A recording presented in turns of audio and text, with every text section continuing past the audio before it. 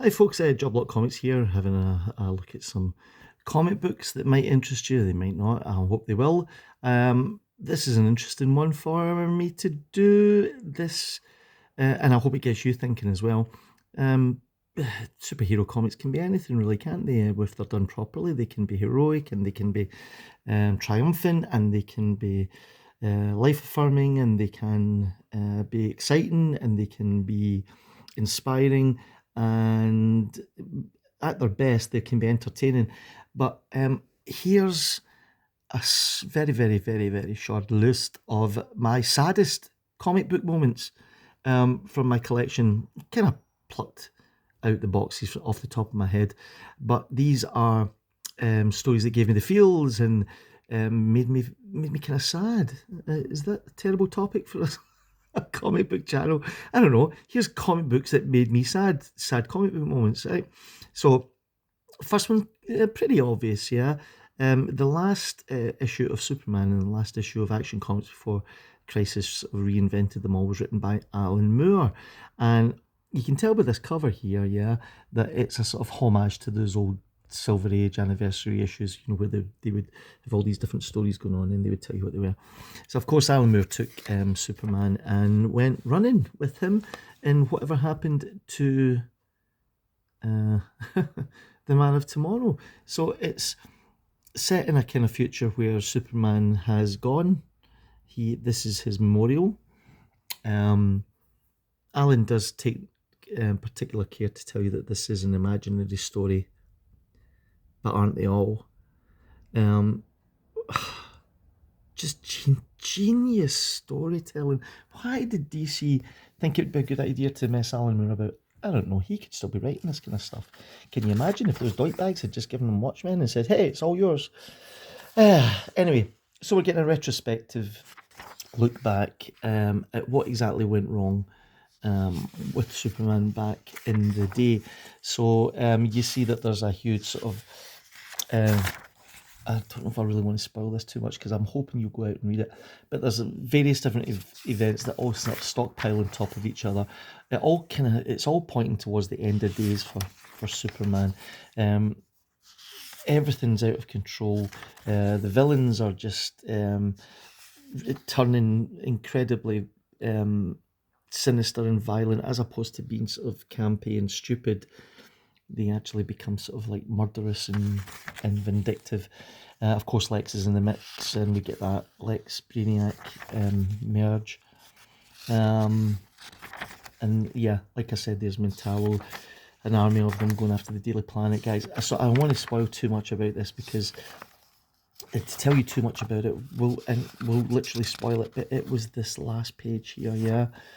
When Legion of Superheroes come, including Supergirl, they come to visit Kal-El in the Fortress of Solitude, yeah. And you know, everybody knows that there's something going wrong. And then this last page here, he looked funny. He looked as if he'd been crying. Oh gosh. And that was just the end of the first part of this, yeah.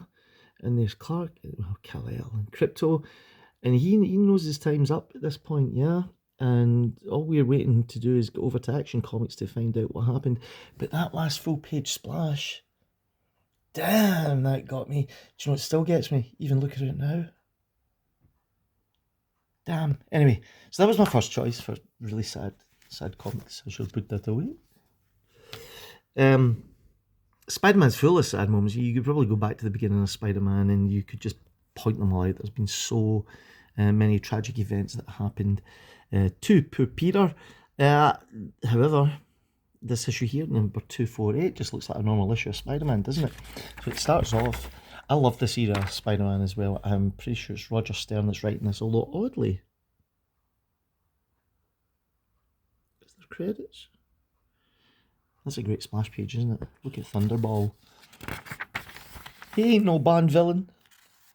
So, yeah, we get this sort of story with Thunderball, and that's just part of the continuity. So when you picked this up and read this, you thought, yeah, it's a Spider-Man adventure story, and you know, there's a good villain for Spidey to go up against, and you know, we've got some action. But then you realise when you get to the centre of the book that that was just the first story. The second story is the kid who collects Spider-Man. And I'm pretty sure it's Roger Stern that wrote this. I'm pretty sure as well, doing his best Steve Ditko impression. This is Ron Friends that's doing this artwork here, and it's Spider-Man, yeah, visiting this kid, yeah. He's got a Star Wars poster up on his wall, and this kid's just like a huge Spidey fan, yeah. And Spider-Man's sort of doing his thing here. You can't tell me that isn't Steve Ditko. That Ron Friends is just channeling Ditko at this point, yeah. So this kid's been collecting all these sort of stories about Spider-Man because he's his biggest fan. He's got a scrapbook, yeah. And Peter's just came along to, you know, just to say to him, you know, yeah, I'm Spider-Man. And then bizarrely, tells him the origin story, yeah. So you get this strange part of this tale, which, and this is when you started thinking, wow, what's going on here? Peter's telling him about the spider, and he made his webs, and this is how he done it, and you know, he's quite open about all this, and then he goes into a retelling of Uncle Ben's death, and you know, look, how bad he feels, yeah. And you're all through this, you're thinking, what's going on here? Peter's saying that he's going to be making up for the death of Uncle Ben, and you know, you get these kind of things at the top of the page here, and again, you know, Peter's just, you know, giving this kid the scoop that everybody has been looking for so long, talking about J. Jonah Jameson and Electro, and then he just says goodnight to this kid, yeah. And then right at the last kick, this young fan says, tell me who you really are. Look at that, that's Ditko, isn't it? That's your Ditko. I don't care what you say. And yeah, Peter just unmasks himself. That's straight, that's a complete Ditko homage right there. He says, my name's Peter Parker. I took most of the photos that go with the articles you saved. He says, you mean all these years old man Jameson has been... and you, all the time you're thinking, what's going on here? I guess that makes us buddies. And then he says, I have to get moving. You have to get some sleep. And he says, okay, good night, Pete. As if like nothing's happened, but then this last page reveal, when we see exactly where Peter had been visiting, yeah, and then we get the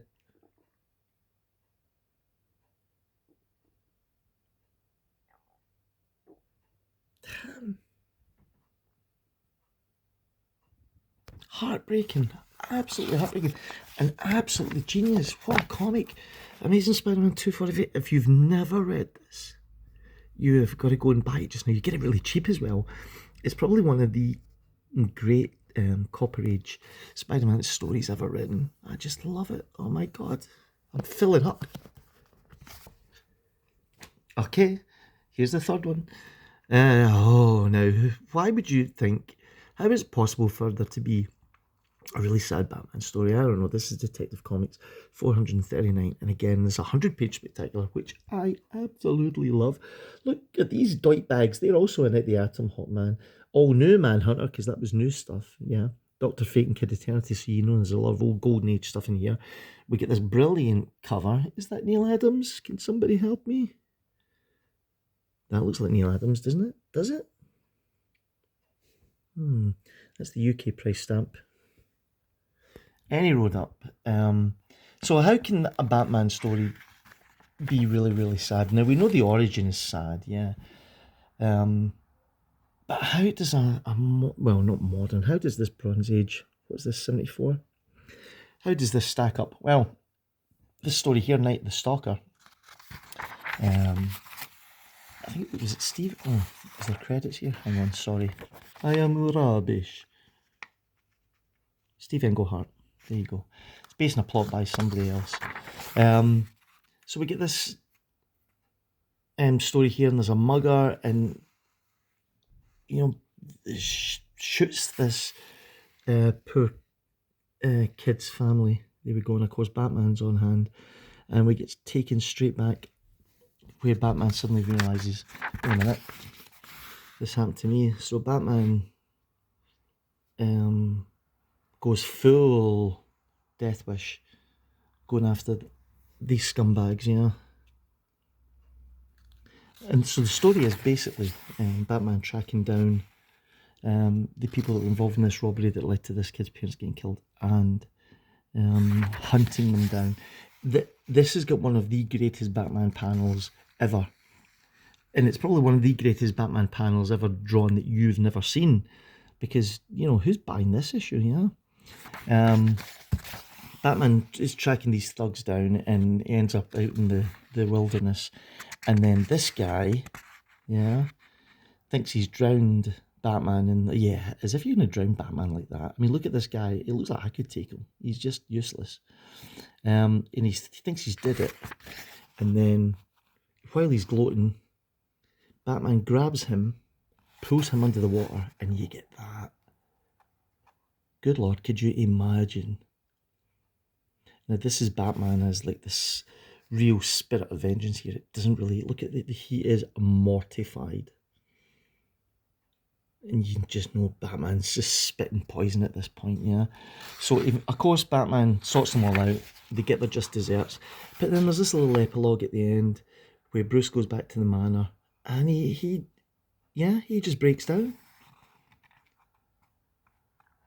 Because he's obviously just channeling all that anger.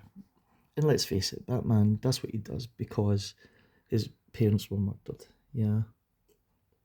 And it all comes rushing back into him. There's Thomas and Martha. When he thinks of the boy crime left sobbing on the street at dusk. Another boy crime left sobbing before the Batman's vengeance hour later. He remembers the third boy left sobbing so many years ago in the grey-lit lonely tower for the single moment in infinity. He is that boy again.